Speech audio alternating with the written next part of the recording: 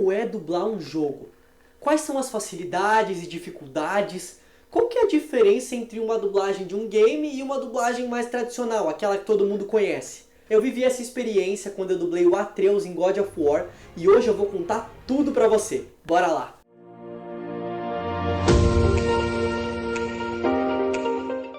Oi, eu sou o Lipe Volpato, ator e dublador, e hoje eu vou contar pra você como é dublar um game usando como base a minha experiência dublando o Atreus em God of War. Gostei tanto que eu fiz até a tatuagem, olha aqui, ó.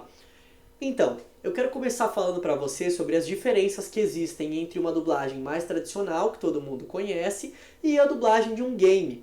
E a diferença ela tá principalmente nos tipos de wave. Na dublagem mais tradicional, a gente tem dois tipos, que é o lip sync, o tipo de dublagem lip sync, né? Que você tem que encaixar a sua voz no lábio do personagem, todo mundo conhece, tenho certeza que você conhece. E também tem o voice over, que é muito usado em documentários, que é quando você escuta tanto a voz original quanto a voz do dublador. Aí uma fica mais alta, a outra fica mais baixa. Geralmente é usado em documentários, então se você já viu um documentário que tinham duas vozes, era voice over. E aí o game ele já tem mais tipos de wave. Você tem o STC, que é quando você precisa encaixar a sua fala gravada dentro do retângulo da wave. E a wave é aquela ondinha que você vê nos programas de edição e no próprio gravador do seu celular. Então no game você tem mais tipos de wave. Você tem o STC, que é quando você precisa encaixar a sua fala dentro daquele retângulo daquela wave. Geralmente o STC você pode passar um pouquinho. 10%, em alguns casos até 30%. Outros casos não pode passar, mas na maioria das vezes você pode. Você também tem o Sound Sync, que é sincronismo de som. Você tem o Lip Sync, que é sincronismo labial. E você tem o Wild, tipo de wave wild, selvagem, que não tem referência nenhuma, você só tem o texto. E aí você tem que gravar a emoção, sei lá, de raiva, do jeito que você quiser, dentro daquele espaço. E aí a principal diferença é que quando você dublar um game, você não vê nenhuma imagem. E aí você está pensando agora, ué Lipe, mas se tem aí o sincronismo labial, né, o lip sync, como é que você não vê imagem nenhuma? Exatamente. A gente sabe que quando a nossa voz for pro jogo, vai ser no momento onde a boca do personagem está aparecendo e a nossa voz vai encaixar ali, mas a gente não vê a imagem. A gente grava tentando encaixar o máximo possível a wave igualzinha ali no quadrado. Complicado, mas não tem o que fazer. E essa falta de imagem acontece por alguns motivos, mas eu vou citar dois aqui. O primeiro motivo é que quando o jogo vem para ser gravado, muitas vezes, geralmente, ele não está pronto ainda, ele não está finalizado. Então, às vezes, eles nem têm a imagem para mostrar, só tem a voz do ator que foi gravada. E aí não tem como mostrar mesmo. E o segundo motivo, que eu acho que aí é um dos principais, é a confidencialidade. Posso garantir que eu sou um confidente insuperável. Principalmente num jogo grande como God of War. Os produtores não querem que vaze nada, nenhum detalhe, nenhum spoiler. Então, além dos contratos de confidencialidade, eles também não deixam o dublador ficar na roça. O dublador não vê nada e aí fica toda essa dificuldade, não tem muito o que fazer. O que é legal é que cada vez mais a gente tem as descrições do que está acontecendo. Então tem o textinho e a descrição do lado. No caso do Atreus, tá atirando no animal, tá gritando com o pai dele porque isso e aquilo aconteceu. Cada vez mais o cliente manda o material junto com essas descrições.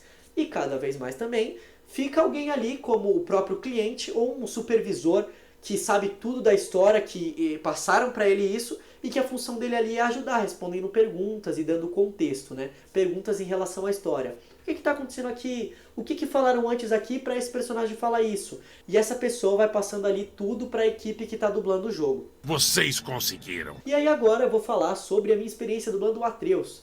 Eu estava de boa assim, em casa, e eu ia viajar no dia ou no dia seguinte que eu fiz o teste, eu não lembro agora. Mas me chamaram de última hora lá, eu fiz o teste, falaram que era o God of War, eu nem me liguei na hora do tamanho do jogo. E acho que isso me ajudou a passar, porque eu fiz super descontraído, sabe, sem nervosismo. E já na viagem, me avisaram que eu tinha passado no teste, e aí a ficha caiu. Eu lembrei, nossa mano, meus primos todos jogam esse jogo, cara. Uma vez eu fui na casa de um amigo quando eu era menor e o pai dele também tava jogando esse jogo. E agora eu vou fazer um personagem super da hora. Caraca, meu tio, mano, meu tio ama esse jogo. E aí eu falei, caraca, eu vou fazer esse jogo, vou ter um personagem super da hora lá. E aí a ficha caiu, voltei da viagem e fui gravar super feliz. Quando você grava um jogo, não é tudo direto não, eles dividem em blocos. Então você grava ali 3, 4 dias direto, espera mais um tempinho, aí grava 3, 4 dias direto, principalmente quando o jogo é grande. Eles dividem nesses blocos, porque é muita gente para gravar, você tem que organizar direitinho, eles não mandam tudo isso de uma vez. E uma das minhas principais preocupações quando eu fui fazer o Atreus é que ele tem a voz mais aguda que a minha. E eu não queria que ficasse criancice, ou que ficasse super caricato ou falso. Porque ele tá num contexto onde você viu, né? No jogo ele matou bicho, o pai dele matou bicho, ele começa a se achar uma hora lá. Então eu queria que a voz fosse só reflexo ali da idade dele, mas que não vissem tipo ele como uma super criancinha ou algo do tipo, ou ficasse falso porque eu tinha que mudar a minha voz. E acredito que eu consegui fazer isso. Me preocupei com isso, pensei em jeitos de fazer e felizmente acredito que eu consegui.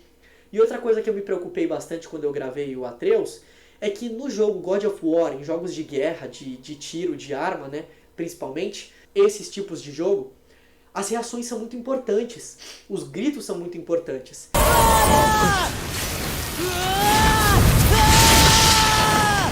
E eu sabia, eu tinha um pressentimento de que quando viesse o bloco de gritos, eles iam mandar tudo de uma vez. E foi o que aconteceu. Eu tive 150, 200 gritos, reações, mais até, que eu tive que fazer de uma vez, tá? Imagina você ficar ali uma hora e meia gritando, fazendo reação. E aí eu pensei nos cantores. Que os cantores, eles fazem shows gritando assim, né? Cantando notas agudas durante 1h30, 2. E como eles conseguem fazer isso? Com uma boa respiração. Então eu fui estudar mais respiração, fui treinar mais respiração, e isso me salvou. Isso me ajudou. Porque eu consegui dar o meu máximo em todos os gritos, não fiquei cansado e mantive minha voz sem nenhuma sequela, graças a Deus, porque é o meu instrumento de trabalho aqui, né? Então foi sensacional. E é uma dica que eu dou pra você. Se você quer ser dublador e dublar games, você tem que aprender a gritar direito. Treina a sua respiração, se possível faz aula de canto, eu fiz, porque você vai ter que saber gritar. Pra dublar game é muito importante saber gritar. Principalmente se você tem a voz grave. Que aí vão te colocar pra fazer game de guerra e você vai ter que ficar gritando 1h30, 2 lá. Olha a granada! A bomba tá vindo! E várias coisas desse tipo. Grito, grito, grito, grito. E também porque existe uma consciência vocal muito grande. Já que os jogos estão cheios de duendes, demônios, anjos, bichos místicos, monstros doidões. E você vai ter que mudar a sua voz, gravar várias horas e não se machucar. Primeiro, para conseguir gravar todo o jogo, né? E segundo, para você poder continuar na profissão. Não ter um calo vocal. Porque se você machuca muito sua voz, você acaba adquirindo um calo vocal. Aí a gente dublou o jogo em 3 semanas, 1 mês, foi mais ou menos isso, assim. Foi rápido até, né? E essa foi a minha experiência, assim que é dublar um jogo. E só pra gente resumir, ficam aí, né, os benefícios e as dificuldades.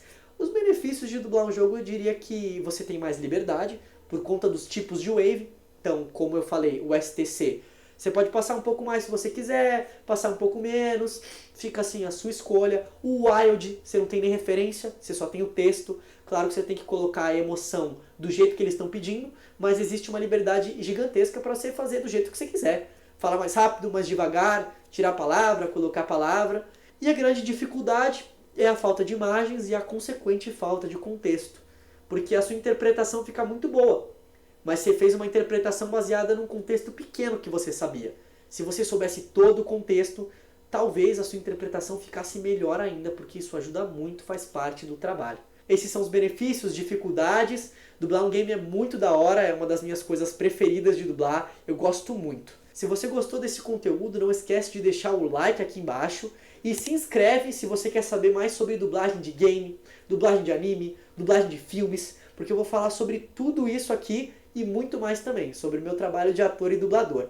E comenta aqui também se você jogou God of War, se você gostou da dublagem. Eu quero saber se você escutou a minha voz lá e se irritou quando o Atreus começou a falar que só porque ele era um deus ele podia fazer o que ele queria e que ele era super forte. É isso, gente. Valeu e até a próxima.